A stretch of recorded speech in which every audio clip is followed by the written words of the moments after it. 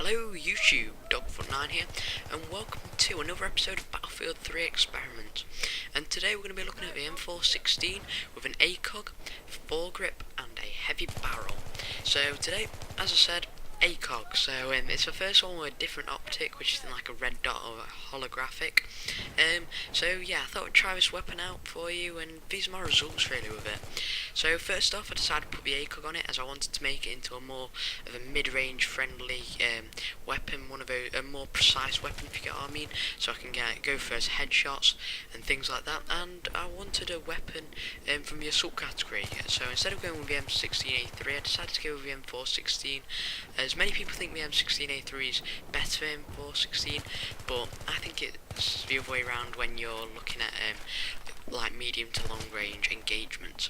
As it's got a slower fire rate and it feels like it's got a bit less recoil in my hands, but it's just really personal preference for me with this weapon. And I use the Acog because I wanted to get a higher magnification, and I think this weapon handles the Acog really well.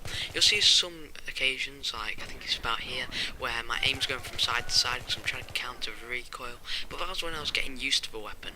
But as you can see, as this match progresses, I get much better and I get more precise with it as I learn that you need to really burst fire with it.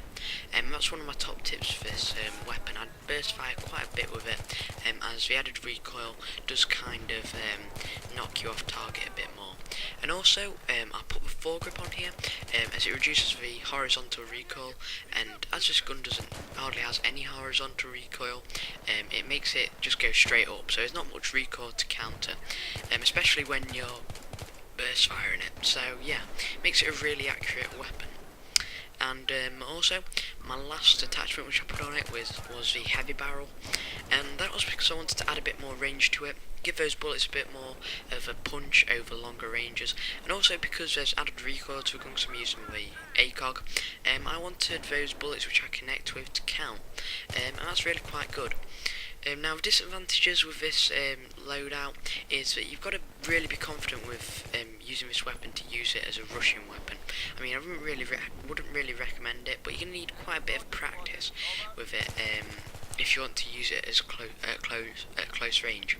But if you do want to use it at close range, I'd probably maybe take that heavy barrel off it, as it'll increase the hip fire accuracy, and I'd probably stick something like a red dot sight on there. But we're not talking about that today. We're talking about how good it is over long range. So yeah, if you want to be using this weapon, definitely set yourself up. Don't be rushing around. If you do get caught off guard, definitely aim down sights.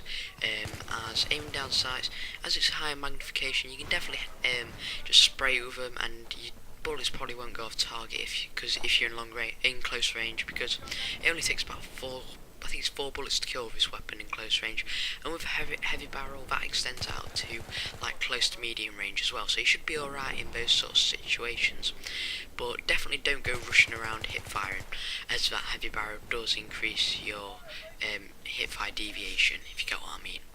So yeah, I'd definitely set yourself up in a nice position where you can just like pick people off, like for example on Grand Bazaar, set yourself up in somewhere here, like next to a wall or something like that, or in the main alleyway, and definitely pick some people's heads off like I was here. And as you can see, we were getting spawn trapped because my team decided not to really fight for C or defend C or A. They just seemed to really want to pile into the middle, and it was kind of hard trying to get clips and also win the game for this, but I decided to get clips over winning the game, as it was quite a high ticket server, and really you can't really push out of a Grand Bazaar spawn trap.